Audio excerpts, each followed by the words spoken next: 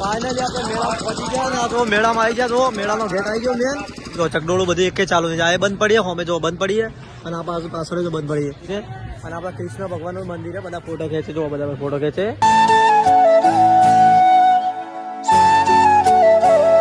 Hello two family, કેમ છો બધા મજામાં? આજે આપણે નાહી ધોઈને રેડી થઈ જાય. શેતોનું બધું કોમ પટાઈ દીધું. જો આ બધે પૂતળી પડી, આ બધી બોરી બધી બોધવાનું હતું પેલા મગફળીનું, તો આ કોમ પટી ગયું છે ને. અને આજે જવાના છે આપણે કારતકના મેળામાં. આપણે સિદ્ધપુરમાં કારતકનો મેળો ભરાય છે અને આ અમારા ફઈનો ભોણો છે. અમારા ફઈનો ભોણો આવવાનો છે અને 2 જણા જવાના છે. તો મળીએ કારતકના મેળામાં. ફાઇનલી કારતકના મેળાની શરૂઆત થઈ ગઈ. આટલે જો ભાઈ કારતકના મેળાની શરૂઆત થઈ ગઈ. આટલે આ જો બસ આટલેથી શરૂઆત થઈ ગઈ. હજી તો મિનિમમ 1-2 કિલોમીટર અંદર છે, પણ આટલા બધું કારતકનું બધું શરૂઆત થઈ ગઈ. પછી નાનું મોટું વસ્તુ વેચાવાની આવી ગઈ. જો આટલે બધી વસ્તુ આવી ગઈ. કોણ અને કારતકનો આટલેથી હજી અંદર નદીમાં ભરાય છે 1 કિલોમીટર દૂર. હજી ત્યાં જઈને જોઈએ ત્યાં કેવો માહોલ છે. ત્યાં ચકડોળ બધી આવી ગઈ છે, તો ત્યાં જઈને જોઈએ આપણે કેવું રહે. ફાઇનલી આપણે મેળામાં પહોંચી ગયા ને તો મેળામાં આવી ગયા. તો મેળાનો ગેટ આવી ગયો મેન. અને હવે આપણે અંદર જે મેળો થોડો ભરવાનો જો બધો દેખાય તો માહોલ સારો છે. પણ આ જો મેળા ગેટ આવી ગયો. હવે અંદર આપણે જઈએ તો મેળામાં અંદર ફરવાની મજા આવશે. અત્યારે હજી શરૂઆત નહીં થઈ, મેળાની થોડી વાર ફાઇનલી આપણે મેળામાં પહોંચી જાય. મેળાનો માહોલ આ ટાઈપનો છે. હજી પાછળ બધું ખાવા પીવાનું બધું આવી ગયું છે. બીજું ખાવા પીવાનું જે લારીઓ બધી આવી હોય એ બધું છે. પણ જો આ ચકડોળ જે ચાલુ થઈ ગયું, ચકડોળું બધી એકે ચાલુ થઈ જાય. આ બંધ પડીએ હોમે જો બંધ પડીએ અને આ પાછળ જો બંધ પડીએ. અને આ ચકડોળું 15 તારીખે મેળો ચાલતો હોય તો 15 તારીખે ચાલુ થાય. 15 તારીખે આપણે અમે બેસીએ. ઓમો મજા આવી જાય. ઉપર બેઠા હોય તો થોડું ખબર આપણે ઉપર બેઠા ઉપર આ ચકડોળમાં તો ઉપર લાસ્ટમાં એવી બીક લાગે. ખાલી વાત જ બધું બીક લાગે. તમે ઉપર બેઠા તો મજા આવી જાય. પણ જો છૂટી જાવ ને તો જ્યાં નેચા સમજી લે. હા એમાં મજા આવી જાય. આપણે બેસવા બધી અત્યારે બંધ થઈ જાય ના બંધ થાય. એમ બંધ થતું છે. લાઈટ ના જાય યાર. બંધ થાય જનરેટર લોકો ચાલુ કરે પણ બંધ ના થાય. લાઈટ ઉપર ના હોય. મજા જ આવશે. ખબર આપણે શું કહેવાય 15 તારીખે મેળો ચાલતો 15 તારીખે તો 15 તારીખે મજા આવશે. 15 આવવાનું છે ને. 15 દિવસ જોજો. મેળો 10 દિવસ જો મેળો રહે હાર્યો. અને આ બધું બતાવીએ ને બીજા જે ખાવા પીવાનું છે એ બતાવીએ આપણે.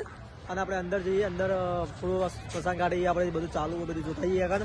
અને આપણે આ રિવરફ્રન્ટ બનવાનો બાજુ તો રિવરફ્રન્ટ બતાવશું. બધું બતાવીએ. હા નદી બતાવીએ. નદીમાં જો રિવરફ્રન્ટ બનવાનો હોય તો રિવરફ્રન્ટ બતાવીશું. અને આ બધું માહોલ આ ટાઈપનો હોય બધો જો આ ટાઈપનું બધું. ફાઇનલી આપણે મેળામાંથી સીધા આવી ગયા બાલકેશ્વર મહાદેવના મંદિરે દર્શન કરવા બંને ભાઈઓ. અને એવરાજ આપણા મંદિરે તું પેલા આવેલો મંદિર પહેલી વાર આવ્યો તો આપણે દર્શન તો કરી લીધા.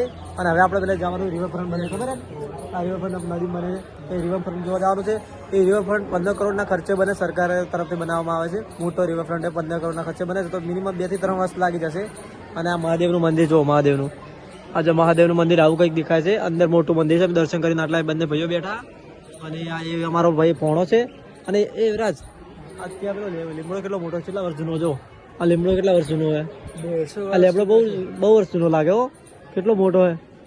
અને ચલો કોઈ નહીં એવરાજ તો આપણે જઈએ પેલા રિવરફ્રન્ટ. એવરાજ તો આપણે રિવરફ્રન્ટ જોવા જઈએ. હાલ એટલે દર્શન તો કરી લીધા. હવે તો આરામ કરી અને સીધા જઈએ રિવરફ્રન્ટ જોવા. રિવરફ્રન્ટ જોઈને બાપુ પાસે મેળામાં જઈએ.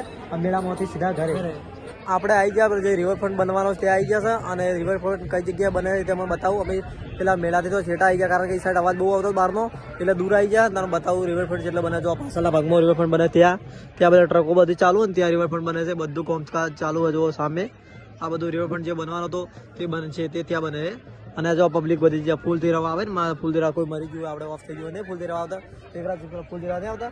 આપણે કોઈ મરી ગયું આવીએ દર વખતે આ કારતકના મેળામાં બધા ફૂલ તેરાવા પેલી જગ્યાએ આવી બધા ફૂલ ત્યાં તેરવી. આ આપણે સરસ્વતી નદી કુંવારિકા નદી અને સામેથી બધા આવતા હોય ત્યાંથી. ત્યાં મહાદેવનું મંદિર આપણે.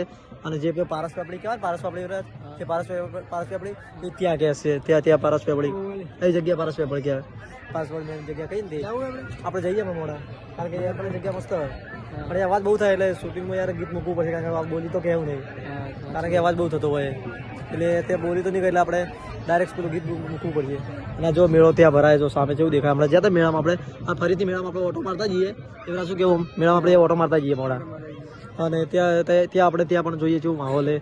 જો પબ્લિક છે એટલે શું કીધું ચકડોળ તો હવે હાલ ના થઈ 15 તારીખે ચાલતા મેળો ભરાય ત્યારે.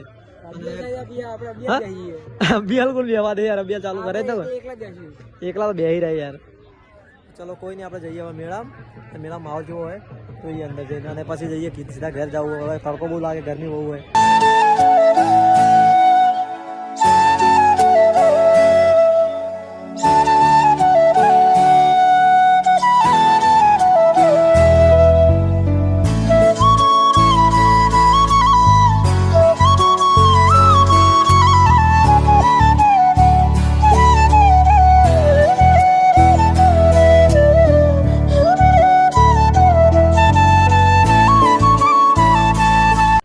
ફાઇનલી આપણે આવી ગયા મુક્તિધામમાં અને આ મુક્તિધામમાં જો મંદિર કેવા કેવા નાના નાના મંદિર બધા દેવી દેવતાઓના તો મોઢેશ્વરી માતાજી જલારામ બાપા ના બધા અલગ અલગ મંદિરે અને આપણા કૃષ્ણ ભગવાનનું મંદિર બધા ફોટો ખેંચે જો બધા ફોટો ખેંચે ને આપણે બધા જો માહોલ જો જોવાલાયક જગ્યા જો બધા મંદિરે નાના નાના ઘણા બધા યુવરાજ શું લાગે મજા આવે ને તને મસ્ત આવી જગ્યા મજા આવી મુક્તિધામમાં પણ જો ખાલી જગ્યા કેવી સરસ ને જો ચારેકોર મંદિર નાના નાના અને આ અંદર માહોલ જોઈ લે આપણે અંદર જઈને જોઈ લઈએ આપણે કેવું હોય એવરાજ આમ શું કેવું કે મેળામાં ફરી ભાઈ આમ થાક કેવો લાગે આમ થાક એમ પગ દુખે બોલો હવે એટલે હવે હા પગ કુંદવા